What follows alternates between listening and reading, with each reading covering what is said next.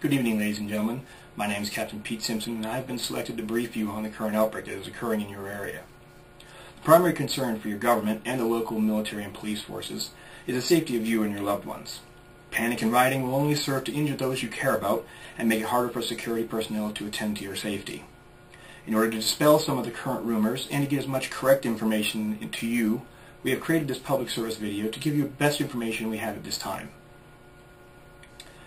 The reanimated bodies that occur from the contagion share similar characteristics. First, reanimation times vary a fair amount, from some reanimating within minutes of cessation of life of a victim to 4 to 6 hours post-mortem. There have been reports of far longer reanimation times, but this has yet to be verified. The victim's eyes will cease to blink and will develop a milky film covering the entirety of the exposed eye area. Skin color will be pale and possibly mottled blue or purple. If visible, many reanimated also have dark blue or purple veins and arteries as the blood flow clots in the circulatory system.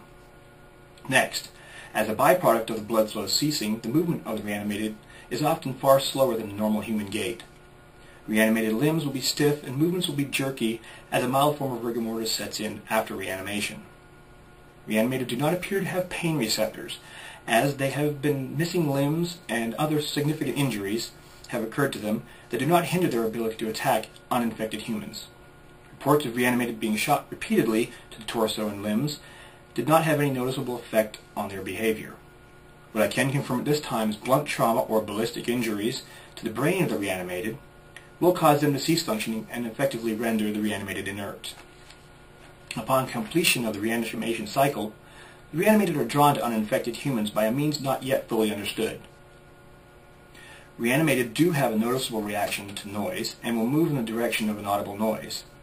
There have been reports of some reanimated ignoring noise to pursue a seen target uninfected human. It is unclear the distance that reanimated can see. The rumor of reanimated smelling their prey is highly unlikely. As reanimated do not need to breathe, they cannot draw in odors for them to be able to smell a target. More research is being conducted at this time to solidly disprove this as a means of target acquisition amongst the reanimated. To recap, reanimation may occur quickly over the course of a few hours. The only proven way to render a reanimated inert is a significant trauma to the brain. Next, I will brief you on the contagion itself and how we believe it was transmitted. The Center for Disease Control, also known as the CDC, has been able to conduct some research and has learned the following information about their outbreak. First off, the contagion appears to be a virus that has infected bacteria. The bacteria from bodily fluids, particularly from the saliva and the mouth, are heavily infected. Therefore, exposure to the fluids of a reanimated is highly discouraged. Ingesting reanimated fluids carries extreme risk of contagion. While blood has been shown to have a small number of the infected bacteria, it is unclear whether the bacteria were present from a bite wound or from the ingestion of contaminated fluids.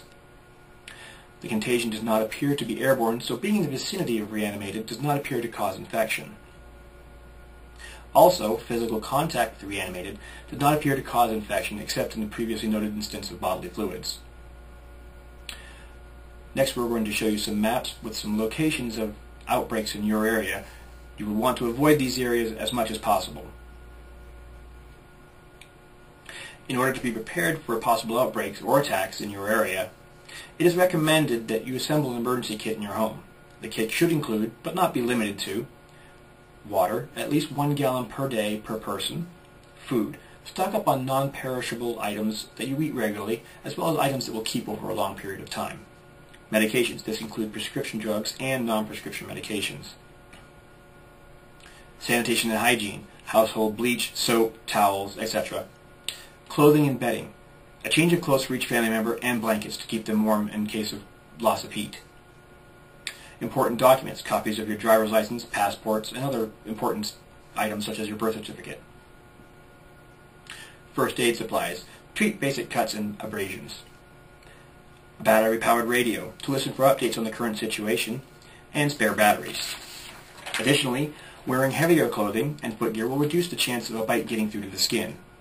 Items such as soccer shin guards are ideal for protecting the shins and lower leg and calf region. When paired with a pair of heavy leather boots, such as military boots, the protection offered is excellent. You should avoid wearing items like baseball catcher or football equipment, as most people are not used to the weight and set of this equipment and would be more detrimental than useful. Weapons should be limited to those that the user has experience with. There have been multiple cases where individuals have accidentally shot and fatally wounded family members from lack of experience with weapons. Any melee weapon, such as an axe, sword, bat, or length of heavy pipe heavy enough to induce significant trauma to the head of the reanimated, can be enough to put it down. If you have the experience to use ranged weapons, ensure that your target is a reanimated before engaging. Also ensure that you have spare ammunition, as when the shooter begins firing, he or she will attract the attention of other reanimated in the vicinity. If possible, civilians should find shelter whenever possible. Shelters should not have any ground floor unbarred windows, unless chest high or higher. Glass sliding doors are also a poor choice as well. Older style homes made of heavy wood or brick are good recommendations to use as shelter. Most schools and public buildings are also good for seeking shelter. However, rushing to the nearest town hall or school may cause more problems than it solves. It is advised that you not attempt long-distance travel, as many roads will have roadblocks or significant amounts of traffic of the people who were not at home when the outbreak began. It is not advised to take back roads or dirt roads, as those will not have local or federal coverage, and authorities will not be able to assist you in the event of an accident or an attack. You are advised to seek shelter with local family and friends, and at the end of this crisis, travel will be reopened so that families may seek each other out.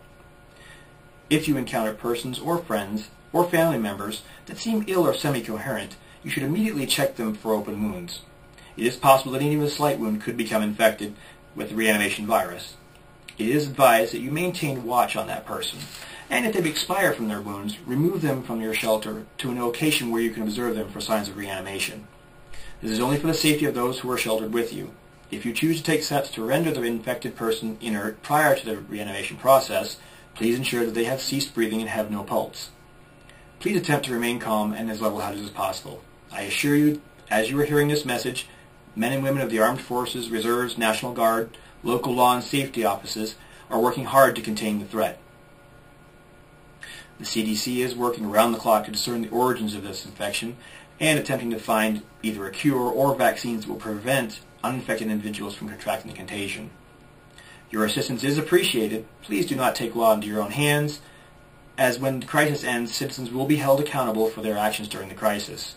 Disputes over resources such as food, water, and fuel will only cause those resources to be lost or damaged, and also cause the injury or death of innocents. Your government is doing everything it can to save as many citizens as possible and to contain this outbreak. It is up to you to keep your family and friends safe until order is restored. Thank you for your time.